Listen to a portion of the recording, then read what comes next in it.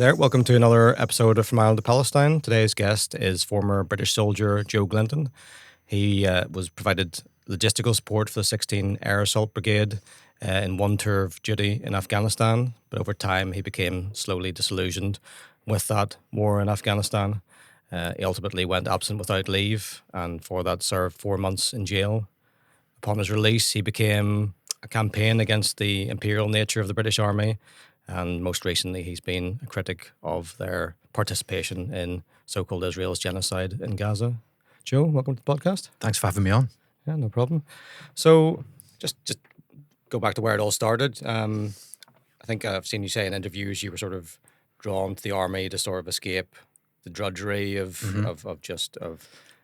where you were at the time, the kind of jobs that were available, and to some extent war propaganda you've been exposed to. Yep. Do you want to just go into that a little bit? Sure, yeah. It'd be kind of interesting, like what specific propaganda, like do you remember anything in particular, like having an impact on you and really? Yeah, I think it's a combination. I've been having this conversation. I've been in the North of Ireland for a couple of days. We were up in Derry with a couple of other 4 ex-soldiers. Mm-hmm. We were talking about, we did various panel talks, and what emerged were themes of like ideology, that's part of it, but also class. Like all of us were in the ranks. All of us were from the poor end socioeconomically. That was certainly the case for me. I think one way to explain it is as a spectrum. Obviously the British military recruits. We know it recruits. We've seen the FOIs. It targets poor schools, poor areas. And that's what it does. So I think I was more at the economic end of this spectrum. At the other end is the ideological, which is like how you think about the military, the kind of prism through which you see it, which in England it would be very different, as you can imagine, from like West Belfast. And so I think I was definitely at the economic end, but the ideological stuff you can't get away from. And there were probably for me particular ideas, films you've seen, a cultural association, the presence of the British Army in your life at the country fair. I grew up in the sticks. At the country fair, there's normally a couple of vehicles, and they're often not framed as recruiting stands. It's like public information, but what they're trying to do is recruit. And then, I mean, part of it, a lot of what the British military brand is framed around the Second World War, which broadly speaking would probably be seen as a good war. And I can kind of get where they're coming from there. But actually, World War II is unusual in the history of the British Army and the history of the British wars. Most British wars the British military be involved in look a lot more like Afghanistan, which is incidentally where I ended up going, where it's kind of colonial policing. But as a young kid from a poor background, you don't understand that. And that's something the army would rely on. But I think generally most people who join the ranks would be from poor backgrounds. I think sometimes if people join particularly elite units, that's ideological. There are people who are, the football captain at school who wants to be a paratrooper, and that's particularly relevant. Obviously, I've been up in Derry, the Soldier F trials going on, but those guys would often be like the fittest, toughest, and probably the most. They've almost like self-recruited themselves because they want to be a paratrooper because it's the most elite. They want to be a Royal Marine because it's the most elite.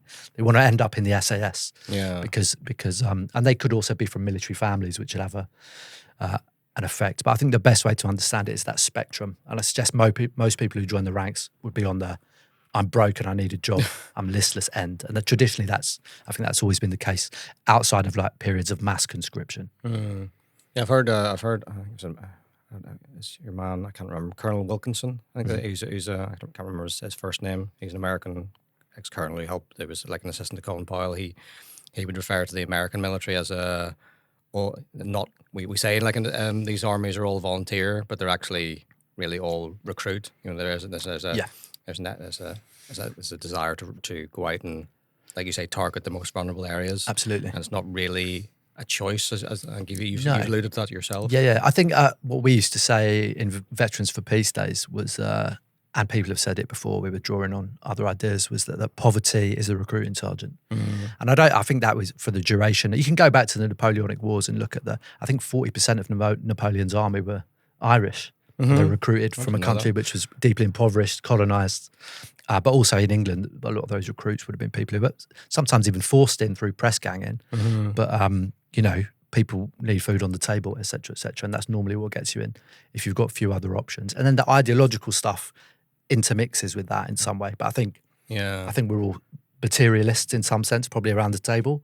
And I think the material stuff, getting food in your belly, that's really where it comes from. The impulse to join.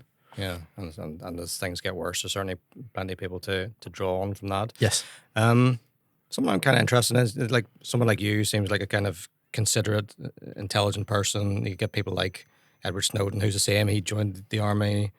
Lately, your man Anthony Aguilar, Yep. who was part of the so-called Gaza Humanitarian Foundation. How do you think these people who seem sort of kind of thoughtful and, you know, in many ways kind, considerate people end up going to the army? Is it just explained by socio-economic terms, or To a point, I think some people get. I can't remember where the phrase is from, but it's like being mugged by reality. Like you can have all these highfalutin ideas, some of which are yours, and some of which are like foisted on you by the army, but often in the face of what the British military or the American military actually does. They fall apart. For some people, that doesn't happen. And I don't know if I knew the magic ingredient. Obviously, I'd be sprinkling it around the British army to make it happen. But there is a long history of resistance. I think there can be like an essentialist notion that you only join the army because you're a bit of a fascist. Whatever, and I think it's important to get away from that because it's puerile and it's wrong, because there are long histories of resistance, British or English militaries, all the way back to the New Model Army, organising themselves and almost unionising themselves and doing various different kinds of activism against specific wars, organising along class lines. There are always, not the armies, but the elements within the army which are more radical or more susceptible to left-wing ideas or progressive ideas. So that history is long and complicated, but it's a constant thread throughout that. Obviously, the majority of people do what they're told, and that's partly why the military discipline exists. It's to make people, why it's a rigid, brutal, you know, almost totalitarian institution to keep people in check so they can be sent out to kill people at the behest of the English ruling class or the British ruling class, however you want to frame it. Yeah. Did I have this right? It's an interesting concept, even if it wasn't you who said it, but I was trying to find the quote. It may have been in like a video interview rather than a written one, but did you ever say the thing, the training is the trauma? Yeah. As a way to describe it, I think people think PTSD is maybe the conflict, but it can be just the training itself can be traumatizing. I have said it was a line in VFP, but I expanded it in my last book, Veteranhood, which you can't buy because some Zionist tech bro bought the publisher. So you can buy my first book, but don't buy the second one because the authors are all boycotting it.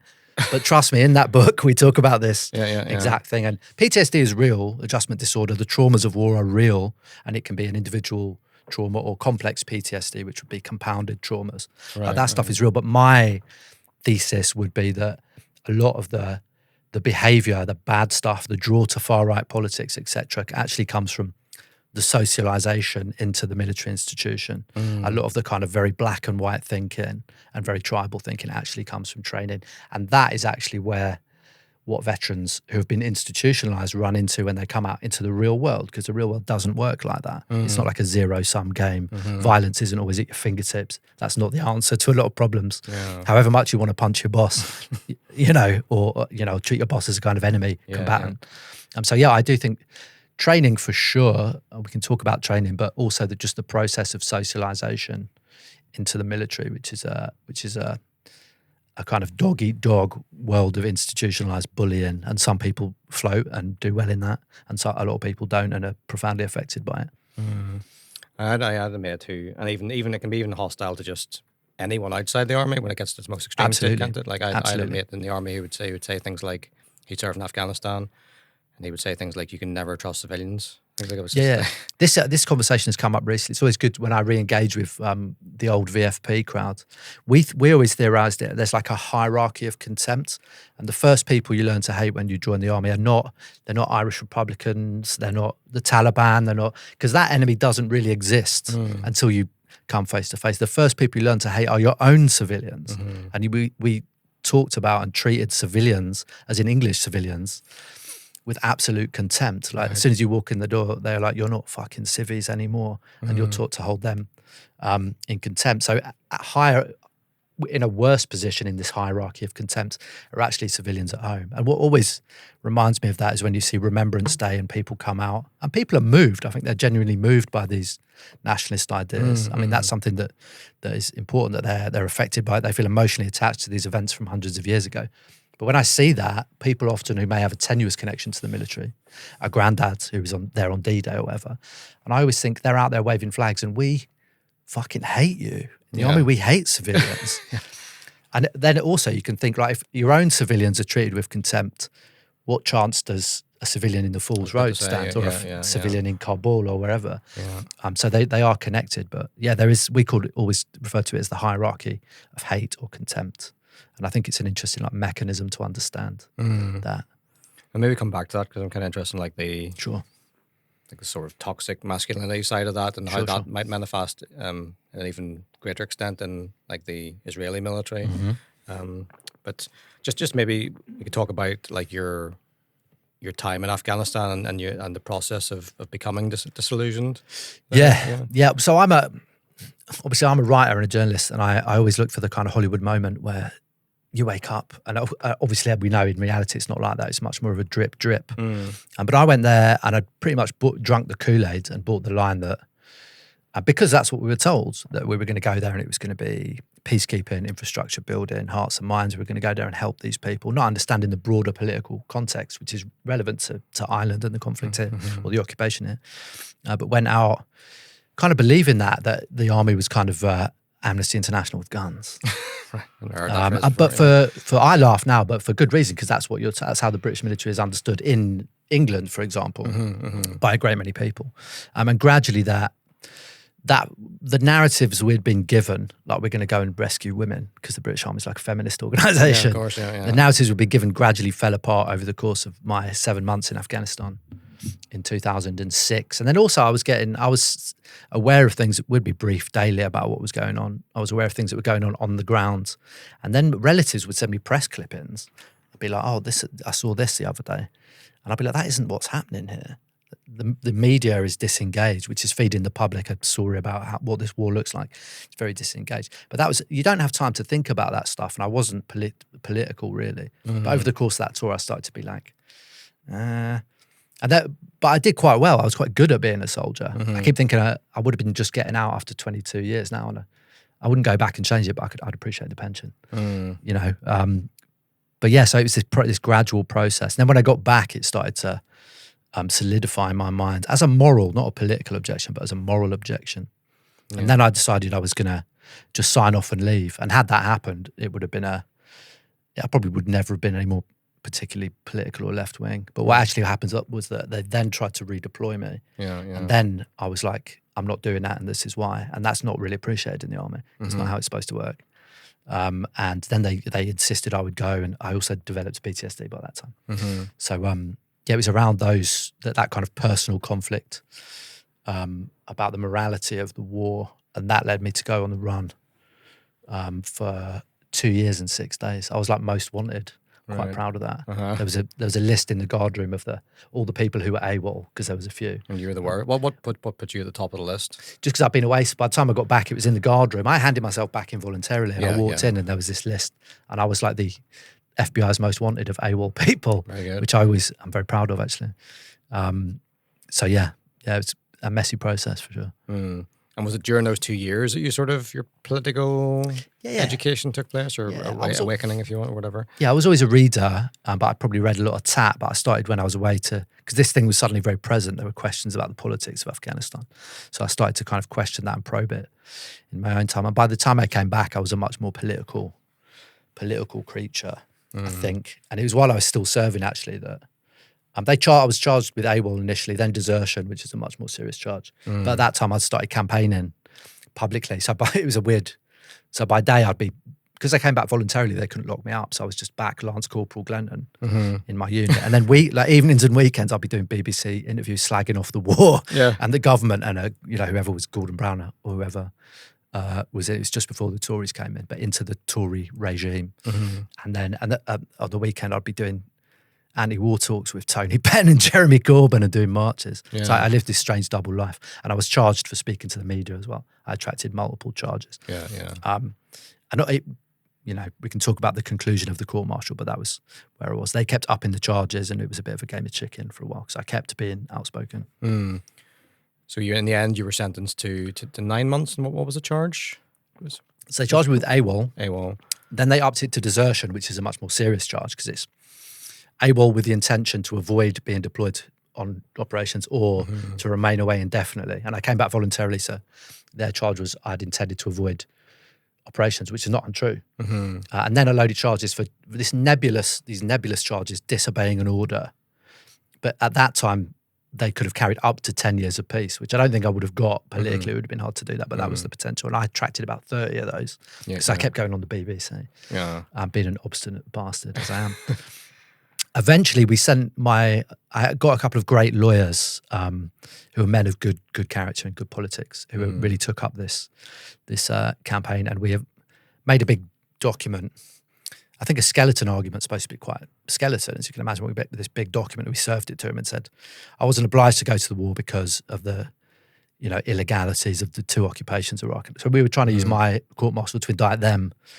And we sent it, and they went, the military prosecution service went quiet for a couple of weeks. And then my lawyer, my barrister Nick, was like, we need to chase this up, and sent an email, and they said, right, we're going to drop all the charges, except we're going to drop the desertion back to an AWOL, absent without leave. And I was like, well, I can't really deny being AWOL because I was away for 2 years and 6 days. And so we went with that, with mitigation, because there was like bullying, PTSD, etc.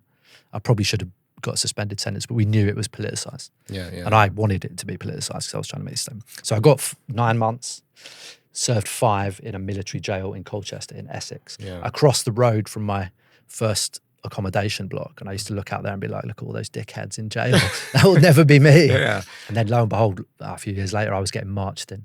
So I did 5 months in there, and to be honest, had a great time. Still made loads of friends. I'm still mates with a lot of the guys in jail, and a lot of them were in there for not political stuff, but a lot of PTSD, a lot of maybe undirected resistance to the system, a lot of trauma. A lot of people are very angry at the military institution. People who are just kind of randomly lashing out in some way, and then they get put a lot of GBH, ABH, drugs, drink. A lot of it related to operational service and PTSD. So actually, it was again a formative experience. And also the screws knew I was writing a book, so they were a bit scared of me. And as I walked out, I remember discharged from the army and jail on the same day. The 2 screws who marched me out were like, so what are you going to say? Are you going to say anything about us in this book? And I was like, you're going to have to wait and see, aren't you? That's just for anyone to know anyone.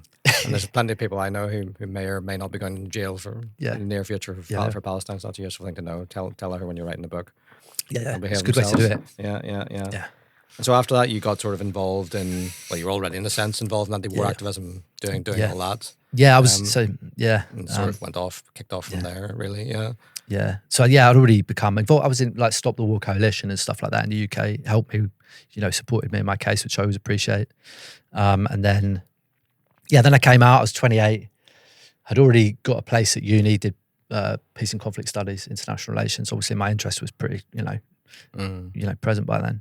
Did that, wrote the book, and eventually decided I want to be a journalist in the mold of the guys I admired were like the late John Pilger, who very kindly commented on gave me some cover comment on my book, and people, these grand old kind of the grandees of investigative journalism, and various people, Robert Fisk and people like that.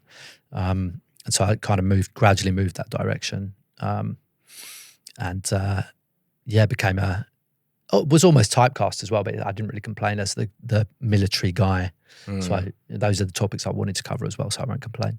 But I think subsequently, I still write about that, but also my politics developed, so I try and write more about class and stuff like that. But I think at heart, I hate the word defence, though I use it, and it's what it's called, but foreign policy, militarism, arms trade, those things which draw me in. We used to have more honest names to these things, didn't we? It used to be called the Ministry of War. Yeah. Well, Trump's more honest because he's like Department of War, isn't it? That's right, And it used to be the War Office, but yeah, I wouldn't want to get too caught up on the terminology, but sometimes I'm like, is it defence? Is that really what we're talking? We look at global networks of military bases. Same reason we don't call the Israeli Defence Forces the Israeli Defence Forces. Exactly. Israeli Genocide Forces or the Occupation Forces or whatever. So maybe come back to that thing I was going to say is that, about the othering that goes on in the military, like it's othering of civilians, it's othering the enemy soldiers and so on. And Israel, you get kind of so-called Israel, you get a pretty extreme form of that because as a settler colonial society, it's othering people by its very nature. Yeah. And it's a totally militarized society. Yeah, totally. So in a really unique way, I think. Yeah, I mean everyone's kind of indoctrinated into the military from the start, so you're double it in 2 ways. You're taught to other Palestinians and in fact Arabs in general. Yeah.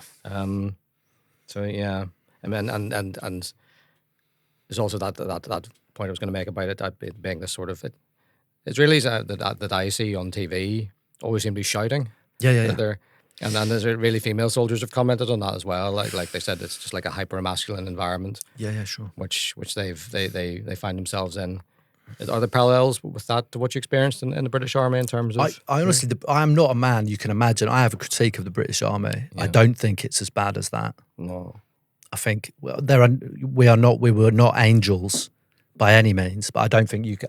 I mean, there are some differences. Obviously, the IOF is a conscript army, so everyone's going. It's and as you say, it's central to the state, but also the foundation of the state, the Haganah and the Irgun and all these gangs, which became the army. But I mean, clearly, if you look at reports about sexual harassment, sexual abuse, the treatment of women in the army, the hypermasculinity thing is expressed there, and it's really bad. It's really bad. Every couple of years there's a report and some new ombudsman will be appointed, and then 2 years later the problem is still the same.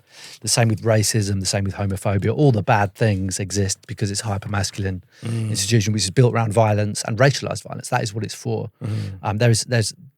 There's also a tension in there because the military, because it wants to recruit, has to almost present itself as having got more liberal somehow. So it'll be like, I mean, a great example is a few years ago there was an advertising campaign.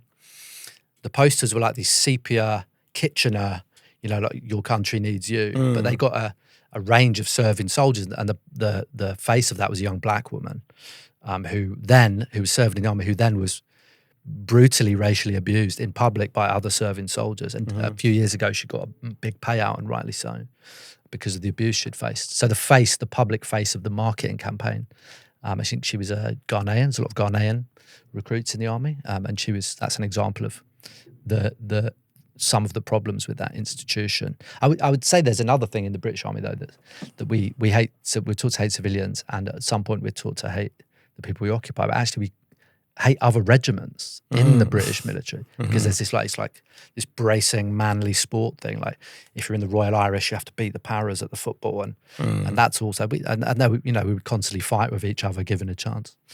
But yeah, there are some differences. There are some differences, I think, between and it's weird because I don't want to be like the British Army are good, but I don't think the British Army, not least because of events like Bloody Sunday, is very conscious of optics. That's not to say it's a liberal institution, but they're very conscious of bad press.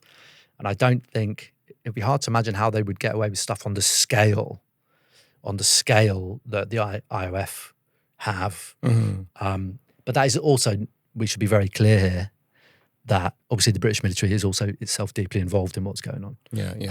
In the kind of second line in terms of surveillance and supply of weapons and stuff like that. So we can't separate the two. But they are slightly different institutions, both capable of very bad things. But I do think the Israeli military is particularly fucking unhinged and fascistic. I think that's obvious. And the civilian population, I think, 84% of people don't care what's going on over the fence? Yeah. There was a study recently. It's over 70% were happy for ethnic cleansing to take place, and like nearly 50% were happy for them to just kill everyone in every city they enter, which is obviously genocidal. Yeah, absolutely. So and that's like the general sense of the population, but also it's most obviously expressed with senior ministers in the government saying, burn them all, or what the kind of ridiculous, unhinged statements they come out with all the time. And what kind of effect do you think that's having on Israeli soldiers when they fight? What do you think that does to them when they go in? Actually, I think my experience, I wasn't directly involved in any particular atrocities. I was like supplying the ammunition, but it comes up and catches up with you down the line. I don't think that some people are, obviously that doesn't happen with, but they will clearly down the line, I suspect, be deeply damaged by it. I always when I talk about this with the British Army, like those are not primary victims. Like we might have come away from Afghanistan with PTSD, and many of us did, and the outcomes for us were very bad. But it'd be bizarre, in my opinion, to frame yourself as a victim in the sense of the people you're occupying. So I'm less concerned about how the IDF did their war make them sad. Well, you've got to deal with that yourselves, guys.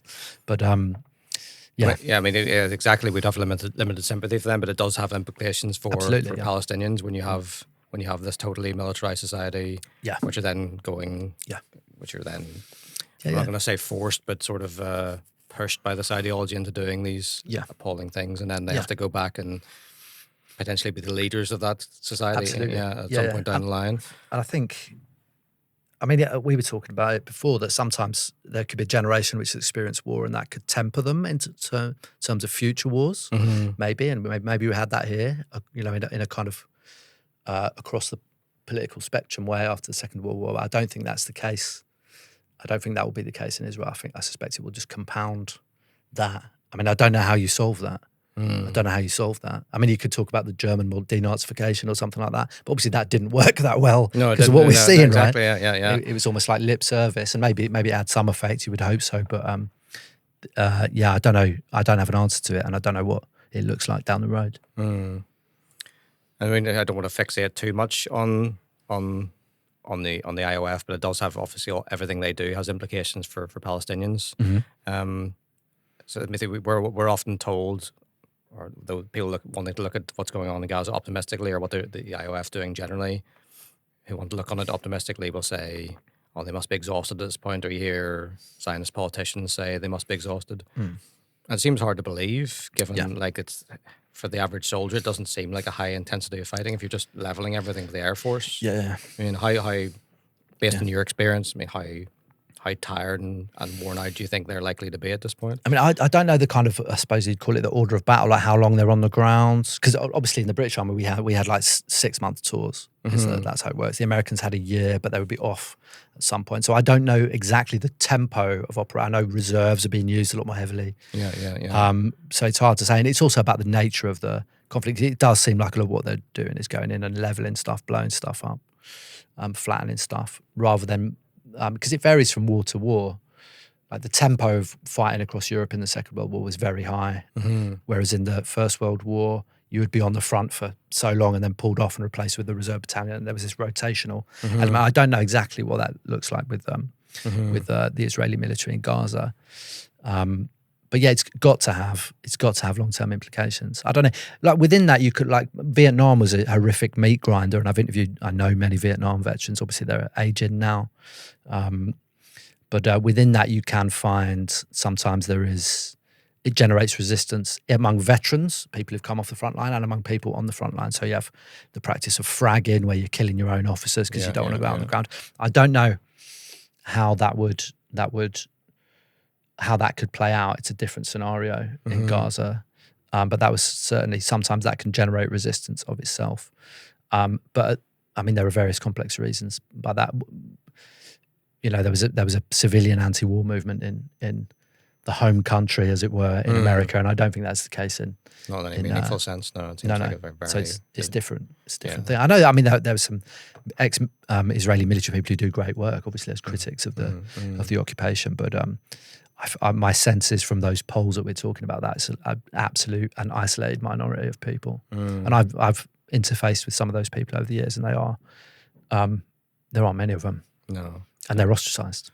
They're ostracised, and there's very few people doing the kind of stuff you did, which is just sort of refusing. Yeah. It's like it really is just a handful. I don't know if you've looked at it to any great extent, but what do you make of the sort of military tactics used by both sides, well, especially the Palestinian side? I mean, you were sort of fighting a counter-insurgency, or an insurgency rather, in Afghanistan, and that's what Palestinian resistance is doing in Gaza. But it's a very different sort of. I guess it's urban versus rural. Obviously, Afghanistan, Iraq would be more similar in terms of, which was both, I guess, but Afghanistan was a much less developed country. We did a report, me and my colleague, a good friend of mine, Alex, over at Declassified. We did a report, say earlier this year. I sometimes get my times mixed up, but about the kind of material state of the various. Obviously, in the press, it's often just captured as Hamas, right? But obviously, there are various different groups involved in that. We did to the degree we could with open source stuff, an assessment of their the state of their equipment. Obviously, they'd come out. they were doing some almost like public events, and they had various different kinds of equipment. Quite a bit of it was Israeli, and I wonder whether it was captured on the 7th. Some of it was the more ubiquitous AK-47 kind of stuff. But they did not look. These are clearly public communications videos, and they're getting people out to show that we're still here. But they did look like they were still there, right? This is we made that assessment a while ago based on limited resources. We were trying to like glean what we could from what we could see. But they seem to be. The fighting is still occurring. There's still people fighting back. There seems to be. They seem to have material to do that, supplies to do that. So that seems to me to suggest they've obviously would have sustained losses, but they are still offering up. Those organisations are still offering up some kind of resistance, which I think is interesting. Given, I mean, if the Israeli war aim at the start, the stated aim is like we were going to wipe out Hamas and get the hostages back, but we're going to wipe out these various militias. It seems to me they have failed. I mean, that would be my broad assessment of it. Well, it was always going to be an impossible task, wasn't it? Because, like, as people said, like wiping out Hamas or wiping out resistance in general is like wiping out an idea. Yeah. You're not going to wipe out Hamas or anyone else until you've wiped out the last Palestinian. So and that seems to be kind of what they're going for at this stage. Yeah, exactly. And that seems like that seems to be where that logic ends up. Yeah. I mean, people have made the comparison to the from the Gaza resistance to the Vietnam resistance and the invasion there, and just how much better prepared or better positioned the Vietnamese resistance was to sustain a guerrilla war. Because it's an enormous country, lots of jungle. Lots of cover. They had bordering countries like Laos to retreat into and use as a means to bring weapons in, whereas there's none of that in Gaza. It can just be it's isolated, right? Totally isolated, it's a different beast for sure. Kind of different scenario.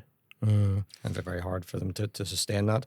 Do you want to talk a bit about what you know about Britain's involvement in the war? I mean, you'd mentioned the spy flights, which are enormous, but it's multi-pronged in a sense. What Britain's doing, There's a story out today. I can't remember what the lads at Declassified did it. So there's a kind of almost soft power stuff. There was an Israeli officer at an RAF installation. It was reported today. I think it might be one of John McAvoy's.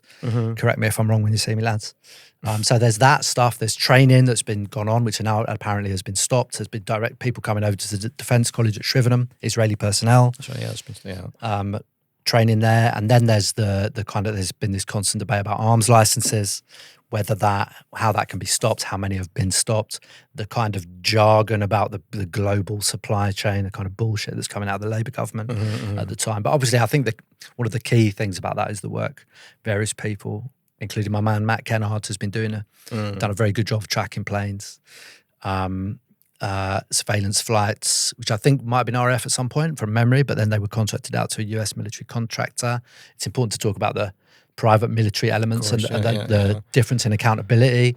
It's hard to FOI military stuff, but obviously I think a lot of those organisations would be even harder to FOI, or the connections between them, because it's often, my experience covering this stuff is that the easy get out, which they will use, which they will wield, is like, it's national security interest, we can't talk about that. The most sorely overused term in Western politics and journalism, I think. I was going to say, I mean, that's used for everything now. It's always used for, like, in these kind of wars, the kind of wars which Britain and the US and Israel have been fighting for so long now.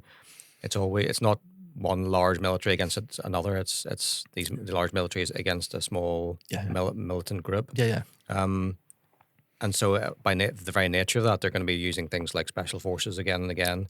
And then they say, we can't comment on the activities of special forces. So it's like saying we can't comment on this war which we're doing in your name. It's kind of. I actually, and this is something I did when I was at the Canary before, was I think, and years ago when I was doing other work, was that, so a lot more of the British military has been folded under this umbrella of special. When you get things with special on them, like Special Forces Support Group, it's not Special Forces, but it's a battalion of, it's what used to be one para, who you'll know from Ballymurphy and Derry, the people involved in that. That is now SFSG, because it has this special connotation. It does like support work around, it'll put a cordon up while the Special Forces do a job. And then you'll see, now we have the British, several, I think 5 British military, standard Green Army, we would say normal army, not Special Forces, battalions, have now been folded under this umbrella of Rangers. parts of the Royal Marines have also been put under this like special operation stuff, and I suspect part of that is because the MOD and the thinkers up at the top have decided that the military is smaller than it was when I joined significantly. It needs to be more agile. But my suspicion is, and it's a difficult one to prove, this is just an idea, a suspicion is that the more stuff they fold under this special umbrella, the less accountable those units are. And that's happened across various different units in the British Army and the Marines, so it'd be the Royal Navy as well, because they can wield that. We don't comment on special forces. It's a really weird convention, particularly they don't comment on special forces. There's national security more broadly, which is it kind of inoculated against freedom of information stuff, but also particularly any kind of special unit.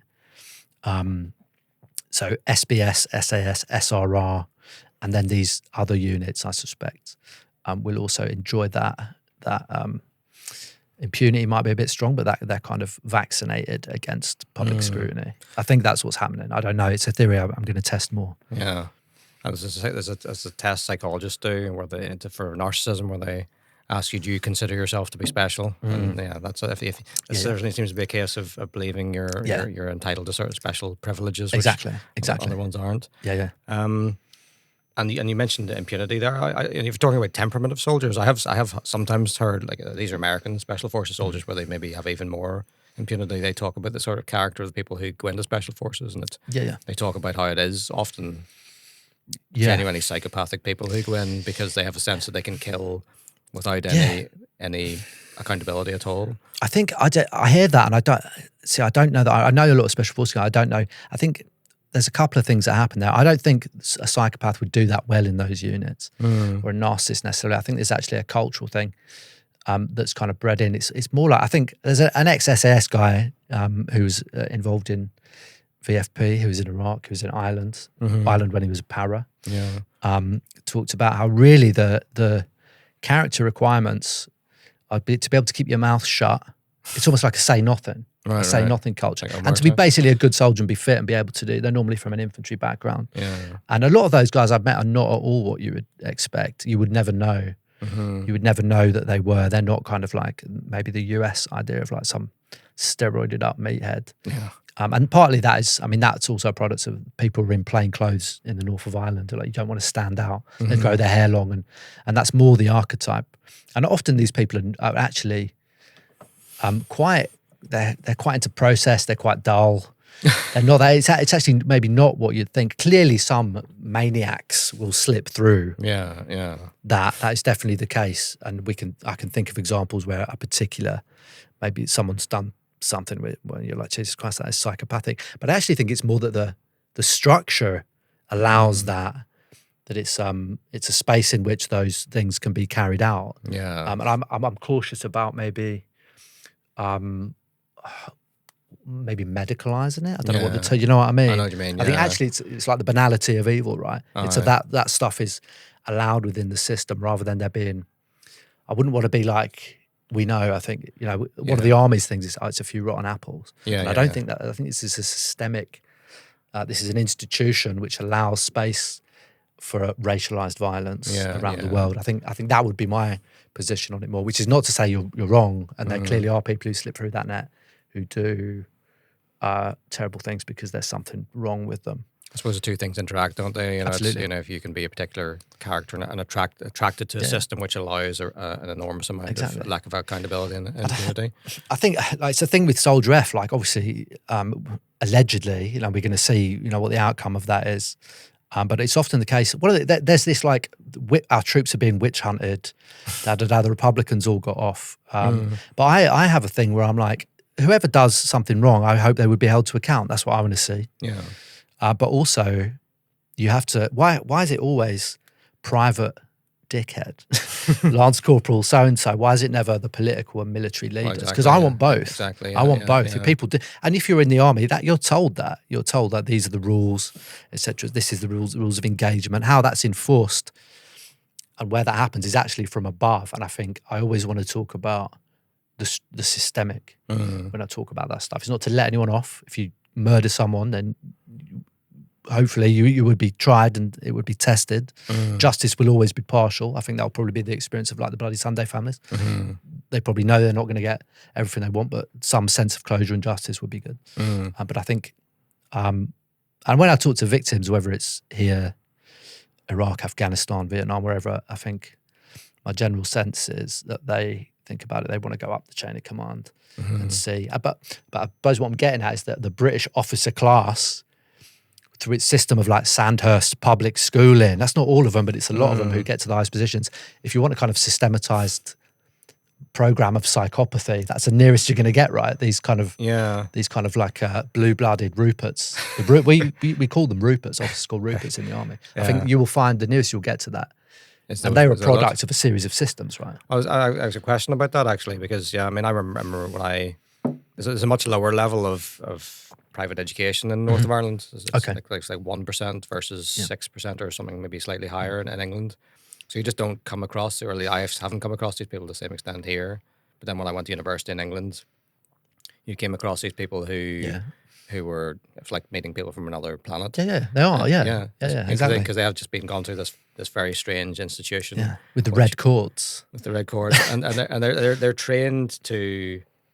The purpose of private education, right, is to train the next set of leaders for the country. Absolutely. These are the people who are going to dominate us generally. That's what those institutions are for. Who are going to give orders in the army.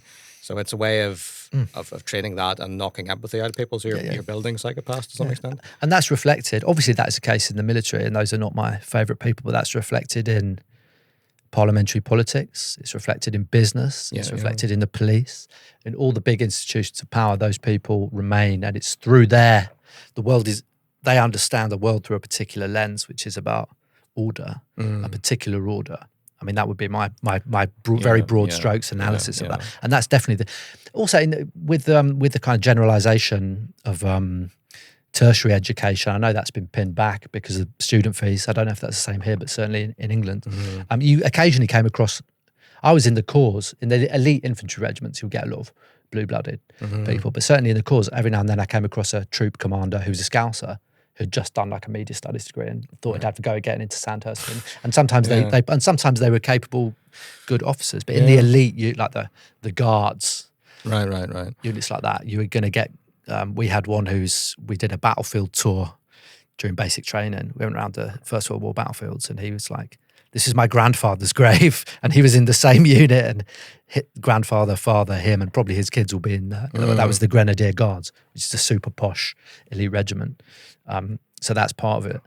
Yeah, again, you don't want to cast them as the primary victims, but there's something sad about that you're just kind of each generation goes and gets indoctrinated into this bizarre system and maybe gets their limbs blown off and whatever. And some of the officers in that regiment had triple-barreled names, but one of them was Windsor. It was that level of posh, right? They were like 467th in line to the throne or whatever. That's not all of them, but certainly they're of that schema. And you've talked about the military being a very right-wing institution, and that what you've just said there about just there being a certain order to things, that there are certain people who give the orders and certain people who take the orders. I think that's fundamental to all right-wing politics. And the army is like a very dramatic manifestation of that idea.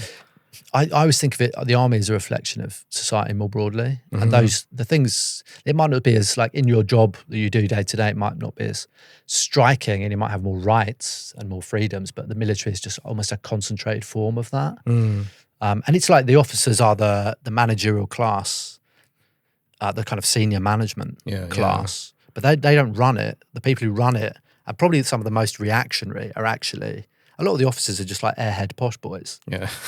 Like Hugo and, that kind of character. But then in the middle, there's the senior NCOs like sergeant through to RSM, regimental sergeant major. So long 20-year, 15-year, 20-year men who've done many tours, like hard as nails.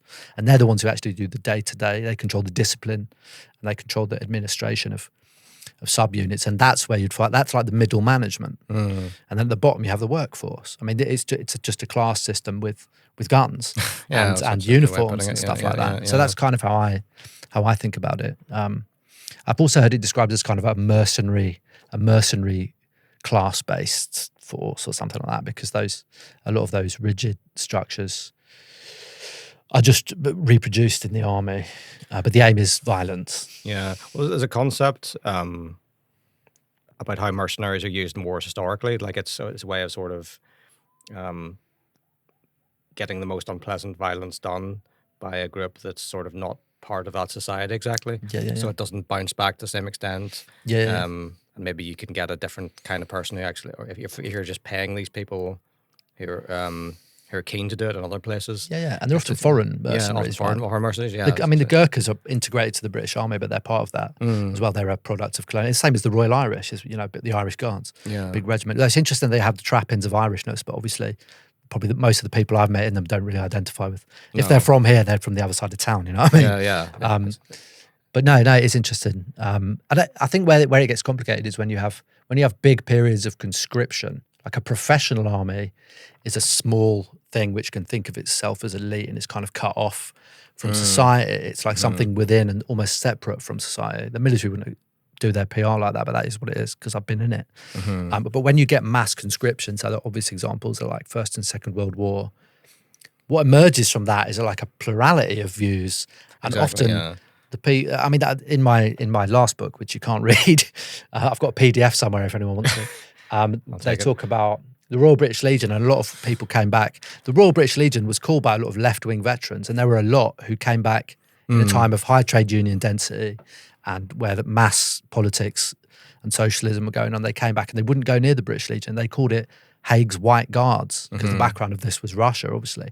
And they thought it was Field Marshal Haig's program to like ensure, well, he actually said that they should be, in civilian life, these men should be back under their officers. Right. And the actual membership of the Royal British Legion immediately after, the poppy people, immediately after the First World War was actually very low. It's like 1 in 10 servicemen, because a lot of them went back to their unions, to their communities, to renters' unions. And one argument is that those organisations are a way to like siphon off radicalism. And you see that also after the Second World War. There was lots of veterans who were involved in anti-fascist stuff. The 43 Group being an obvious example, which is great. There's a couple of great books on the 43 Group.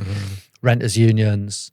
They were rioting. They were doing all kinds of like wholesome working class organisation. But that's because it's conscription. And it's also the experience of Vietnam is that the army mutinied. Conscript armies mutiny. And professional armies are much smaller, easier to handle.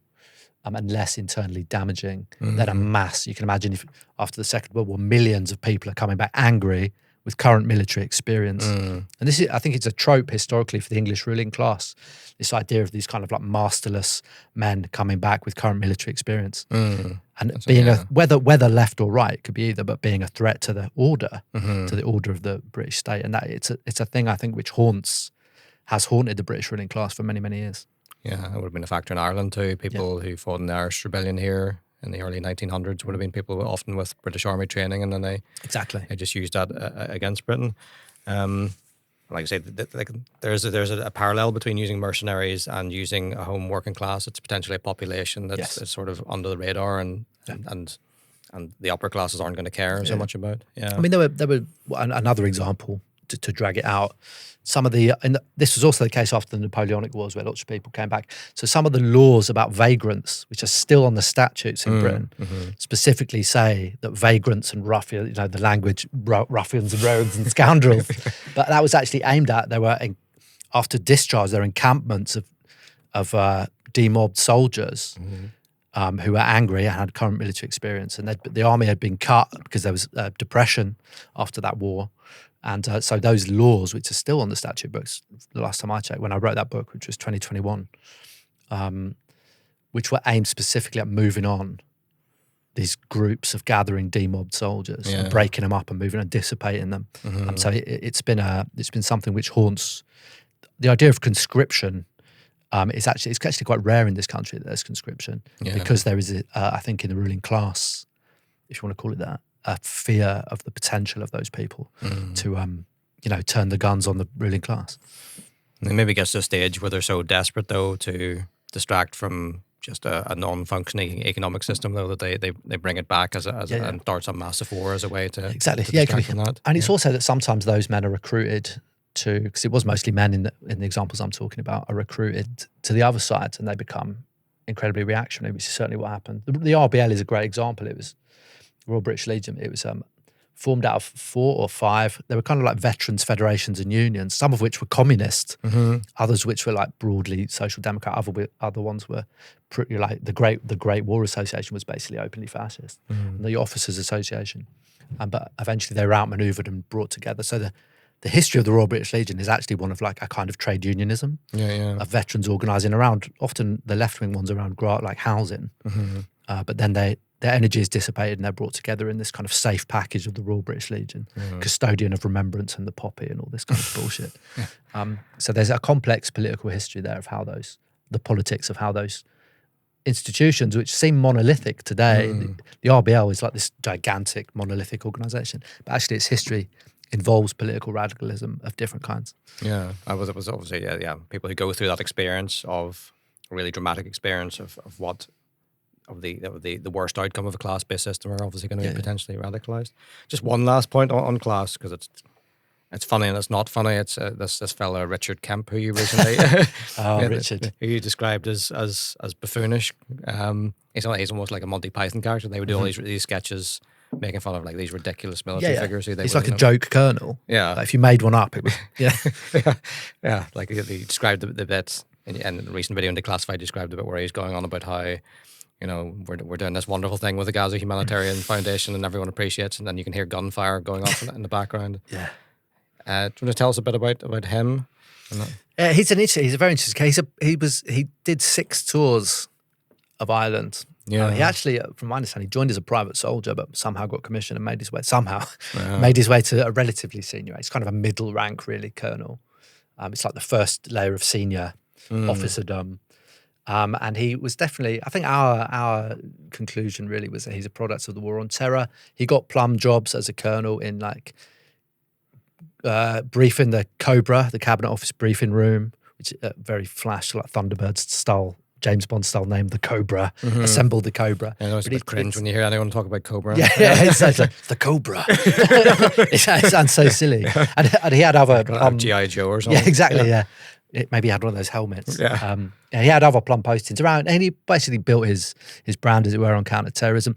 But as part of that, he also, I think what happened was after 9/11, Israel, the Israeli state, whatever you want to call it, looks around and obviously tries to make itself relevant to the US.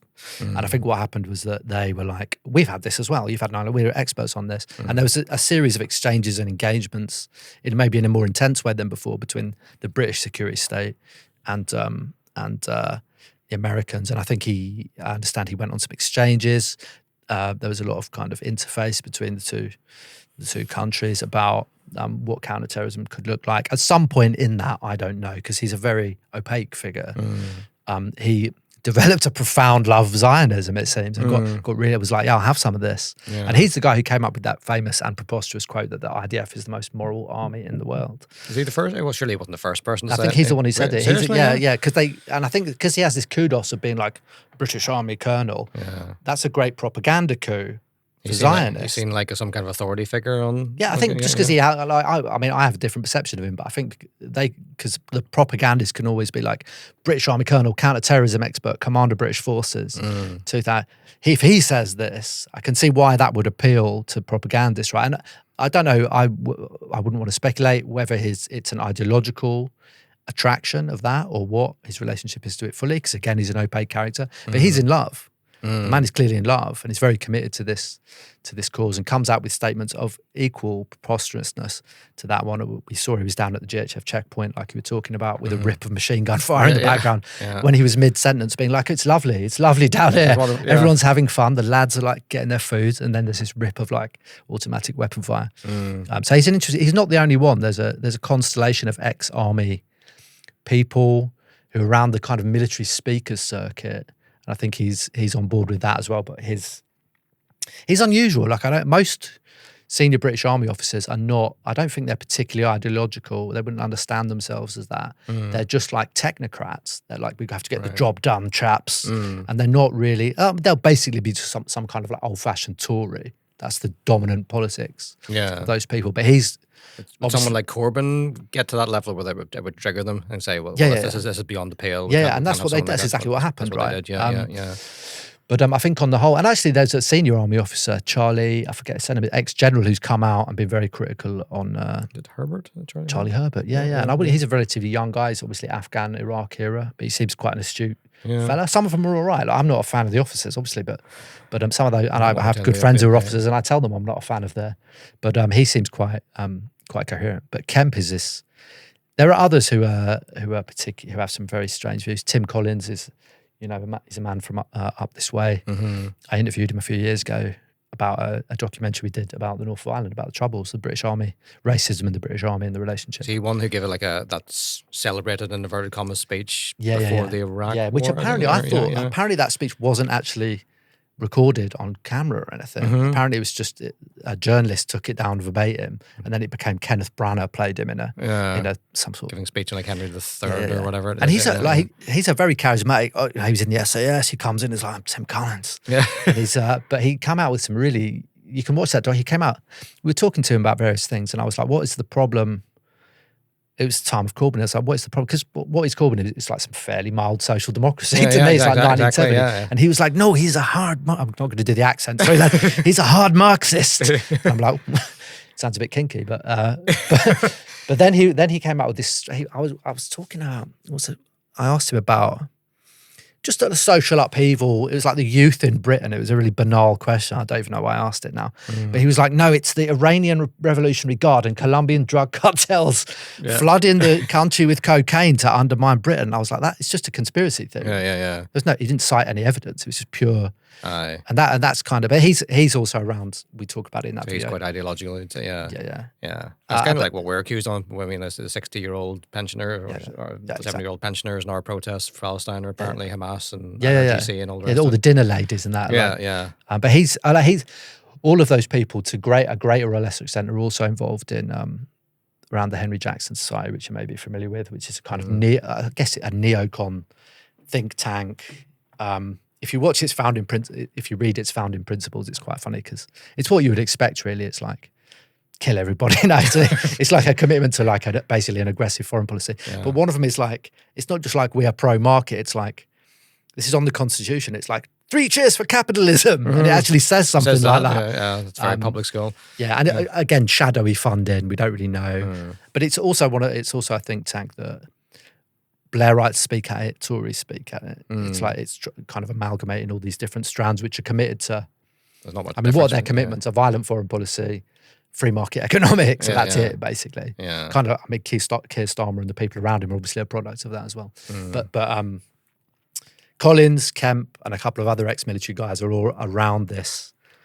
Obviously, that is only one of a constellation of slightly mad think tanks. But they are connected around that. That's broadly their politics. And also this kind of, I don't know if you've ever read like Sam Huntington, this like civilizational war, the clash of civilizations. He brought that in towards the end of the Cold War, where they were kind of rooting around for a new enemy, weren't they? And they wanted to transfer from the Soviet Union. And it's often counterposed to Fukuyama's, The End of History. So similar, because I remember reading it when I did IR, like early 2010s. But those guys are very much on this quite conspiratorial, almost bordering onto like great replacement stuff, politics about civilization. There are like 6 civilizations in the world, and they're all. It almost sounds like some Graham Hancock stuff, right? Yeah, like the Muslim civilization, because that's completely not diverse at all. They're all like a block. It's very Orientalist, isn't it? Exactly. Yeah. And I think those people, if I was to speak to their kind of political animus, that's kind of it. It's like some slightly weird conspiratorial civilizational stuff, which also marries very well with Zionist ideology.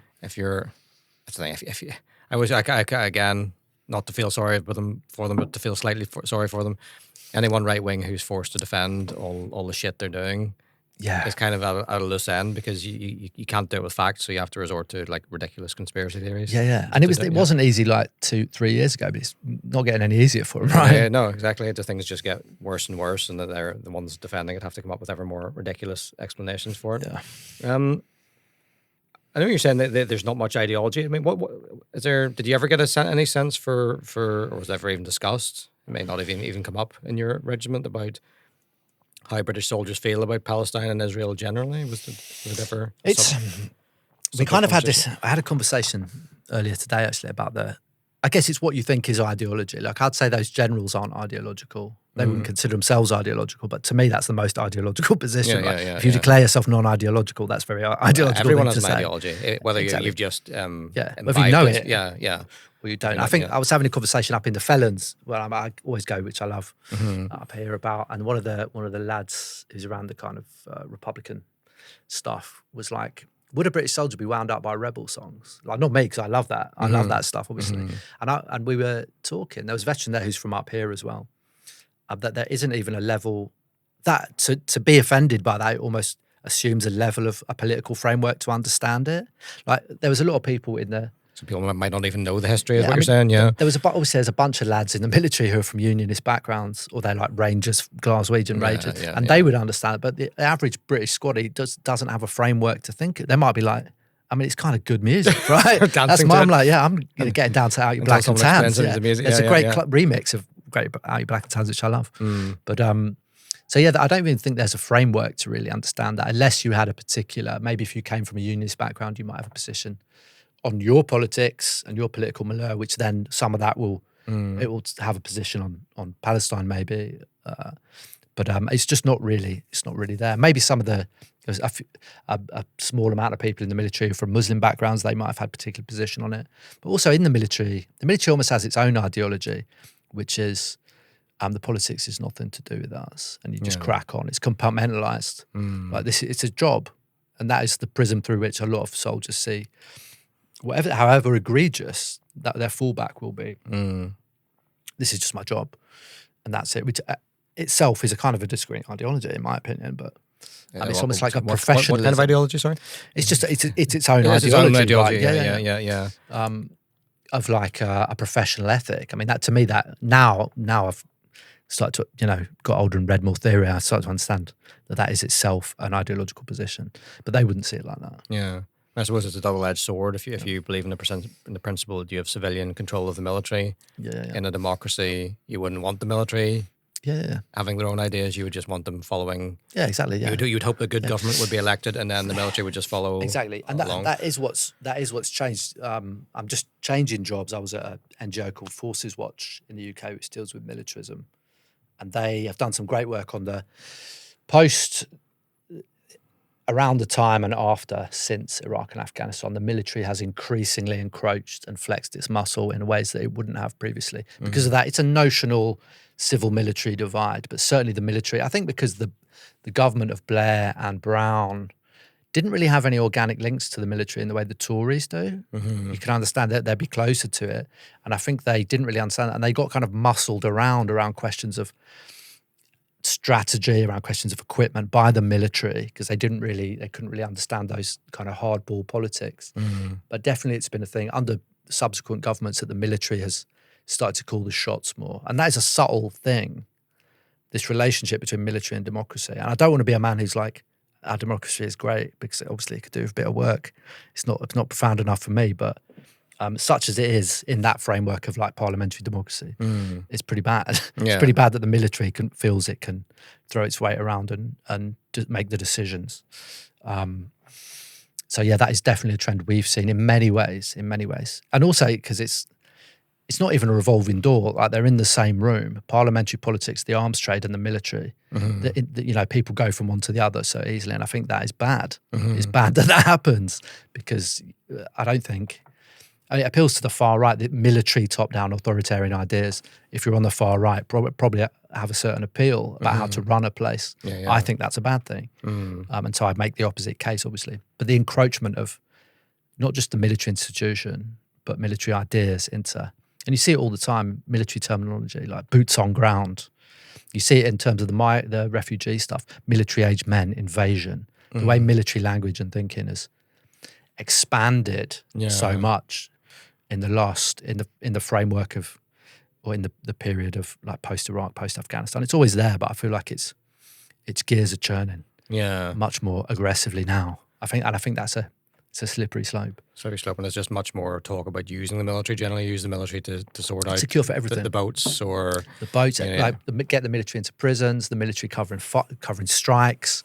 The military has scab labour. That's not a new thing at all. But again, You get the military in to talk to kids who've been referred to the prevent scheme, et cetera, et cetera. And to me, that's it's lazy thinking. Because I know the military thinking is not. There's no idea that if you have some association with the military, you are therefore it has like a moral power in a particular, like in England anyway. It seems to have a pervasive moral power. The military is like a particularly moral institution. And that would be a harder case to make here, obviously, for half the town. But that is something I see more and more creeping into political discourse. And having been so close to it, it seems ridiculous to me. And I laugh at it, but at the same time, it's not a joke. It's quite serious to me. Yeah, it is like a genuine move towards fascism and moving society in a more militaristic direction. Yeah. You see the end result of that in a place like Israel. Yeah, absolutely. No, absolutely. Absolutely, yeah. Well, I think we'll leave it there. But Joe, thanks very much for coming on. Thanks for having me on. Yeah, cheers.